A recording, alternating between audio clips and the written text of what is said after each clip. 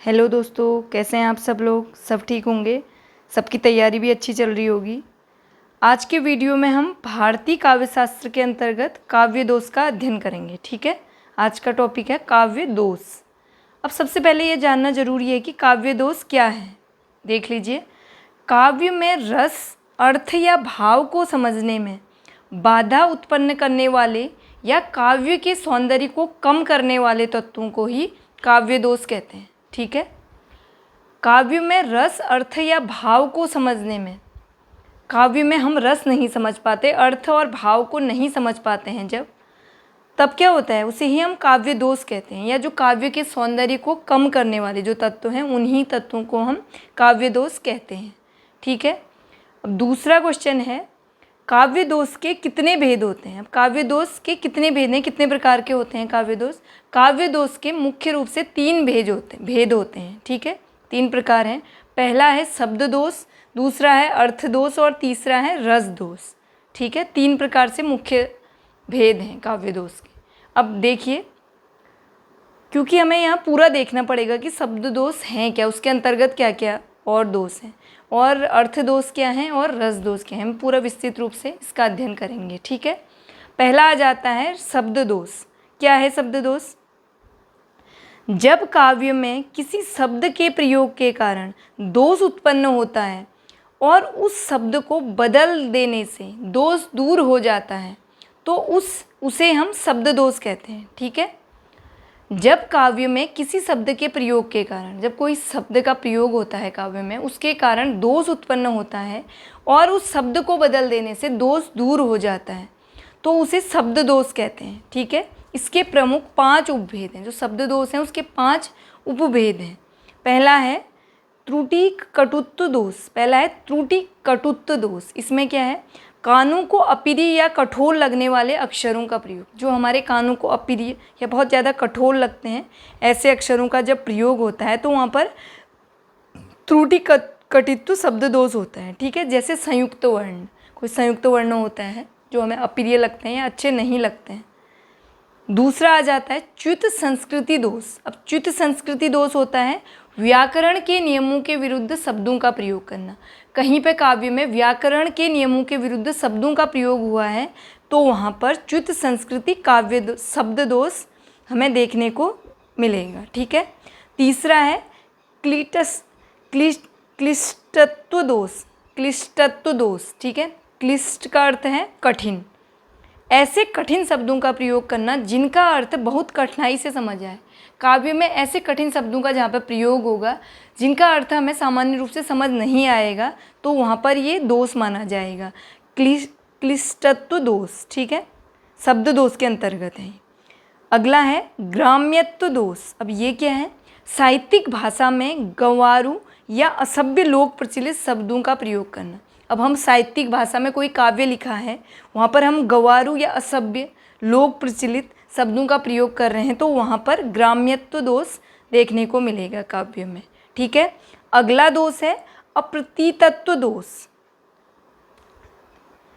इसका अर्थ है ऐसे शब्दों का प्रयोग जो केवल किसी विशेष शास्त्र में मान्य हो और लोक व्यवहार में न हो, ऐसी जगह होगा अप्रतीतत्व दोष। हमें अप्रतीत होगा, हमें सही नहीं लगेगा। ऐसे शब्द हैं जिनका प्रयोग केवल किसी विशेष शास्त्र में ही मान्य हो और लोक व्यवहार में न हो, क्योंकि जो काव्य में जो शब्द हैं वो लोक व्यवहार में भी मान्य होने चाहिए, वहाँ पर अप्रतीतत्व दोष देखने को मिलेगा। ठीक है, अगला है दूसरा अर्थ दोष। हमने शब्द दोष तो पढ़ दिया, अब है दूसरा अर्थ दोष। ठीक है, क्या कहाँ पर लग रहे हैं अर्थ दोष, जहाँ काव्य का सौंदर्य शब्दों पर नहीं बल्कि उसके अर्थ पर निर्भर करता है और शब्द बदलने पर भी दोष बना रहता है, उसे अर्थ दोष कहते हैं। ठीक है, जहाँ काव्य का सौंदर्य शब्दों पर नहीं बल्कि उसके अर्थ पर निर्भर करता है, क्योंकि अर्थ दोष है ये, और शब्द बदलने पर, जैसे शब्द दोष में था कि हम शब्द बदल रहे थे तो शब्द दोष समाप्त हो रहा था, लेकिन यहाँ पर अर्थ दोष है तो इसमें हम शब्द बदल रहे हैं लेकिन दोष समाप्त नहीं हो रहा है, तो इसीलिए यहाँ पर है अर्थ दोष कहते हैं इसी को। जैसे देखिए, इसमें है पुनरुक्ति दोष देखने को मिलेगा आपको। एक ही अर्थ को व्यक्त करने वाले शब्दों का बार बार अनावश्यक प्रयोग करना। काव्य में आपने देखा होगा कहीं पे एक ही अर्थ को व्यक्त कर रहे हैं लेकिन शब्दों का हमें बार बार उसी शब्द का प्रयोग कर रहे हैं तो वहाँ पर पुनरुक्ति दोष देखने को मिलेगा। दूसरा है व्याघात दोष, अर्थात पूर्वापर विरोधी बातें करना, ठीक है, एक दूसरे की विरोधी बातें करना, जिससे वाक्य में असंगति पैदा हो जाती है कि वाक्य सही है या गलत है, हम कैसे इस वाक्य को समझें, वहाँ पर होगा व्याघात दोष। अगला है अक्रमत्व दोष, इसका अर्थ है वाक्य में शब्दों का क्रम सही न होना।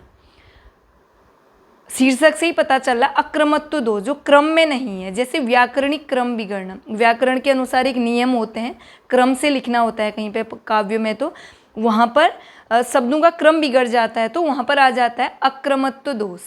अगला है चौथा दुष्क्रमत्व दोष, अर्थात समाज या शास्त्र के लोक प्रसिद्ध क्रम का उल्लंघन करना। जो समाज शास्त्र में कुछ नियम बने हैं तो उनका जहाँ पर उल्लंघन हो रहा है वहाँ पर होगा दुष्क्रमत्व दोष, ठीक है, ये है अर्थ दोष। अब अगला आ जाता है तीसरा रस दोष। अब रस दोष क्या है? जब काव्य की मुख्य आत्मा यानी रस की प्रतीति या आनंद में सीधे बाधा उत्पन्न होती है। काव्य की आत्मा माना है रस को, पढ़ा है आपने पहले, तो उसमें जब रस की प्रतीति या आनंद में सीधे बाधा उत्पन्न हो जाती है तो हमें रस का आनंद नहीं मिल पाता है, तो उसे रस दोष कहते हैं, ठीक है। जैसे इसमें है रस भंग, रस के अनुकूल वर्णन न करके उसके विरोधी भावों को प्रस्तुत करना। जो रस है उसके अनुकूल वर्णन नहीं हो रहा है, उसके विरोधी भावों को प्रस्तुत किया जा रहा है, तो वहाँ पर होगा रस भंग रस दोष, ठीक है। दूसरा है स्वशब्द वाच्यता, इसका अर्थ है रस का नाम सीधे सीधे कविता में लिख देना। अब रस का नाम सीधे सीधे कविता में नहीं लिखना है, जैसे मुझे श्रृंगार रस की अनुभूति हुई कहना, ये नहीं कहना है, जबकि रस को जगाया जाना चाहिए। ऐसे शब्दों का प्रयोग करना है कि जिससे रस जगे काव्य में, तो वहाँ पर होगा, जहाँ पर सीधे रस के बारे में लिख दिया है वहाँ पर होगा स्वशब्द वाच्यता रस दोष, ठीक है। आ गया होगा आपके समझ। अगला प्रश्न बनता है, आचार्य भरत मुनि ने अपने प्रसिद्ध ग्रंथ नाट्य शास्त्र में काव्य दोषों की कुल संख्या कितनी मानी है? भरत मुनि का प्रसिद्ध ग्रंथ है नाट्य शास्त्र, उसमें इन्होंने काव्य दोषों की कुल संख्या 10 मानी है, ठीक है।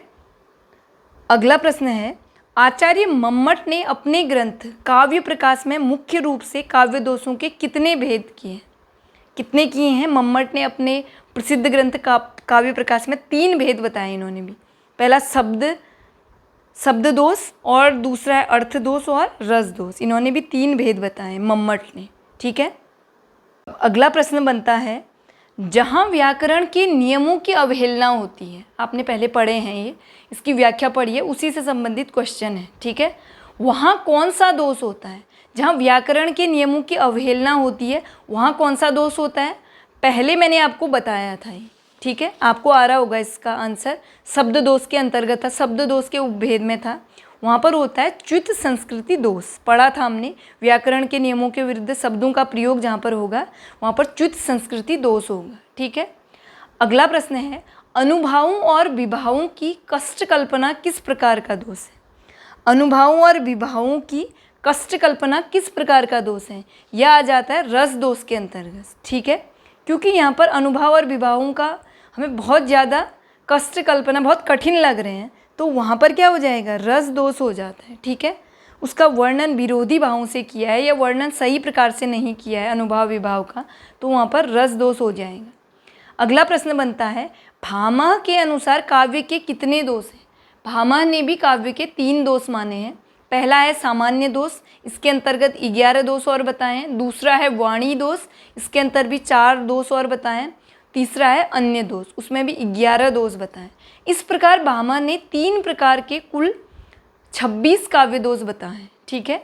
भामह ने वैसे तो 3 काव्य दोष हैं, लेकिन जो उनके अंदर पूरे मिला के 26 काव्य दोष माने हैं भामह ने। अगला प्रश्न बनता है, लोक नियम की अवहेलना से कौन सा काव्य दोष होता है?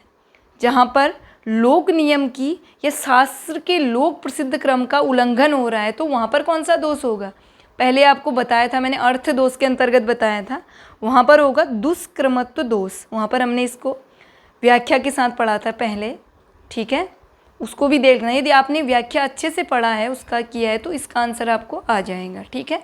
एग्जाम में ऐसे ही क्वेश्चन आ सकते हैं, इसी लिए आपको व्याख्या के साथ शब्द दोष के क्या क्या भेद हैं, उपभेद हैं, वो भी पढ़ने हैं, और अर्थ दोष को भी और रस दोष को भी पूरा विस्तृत रूप से अध्ययन करना है। ठीक है।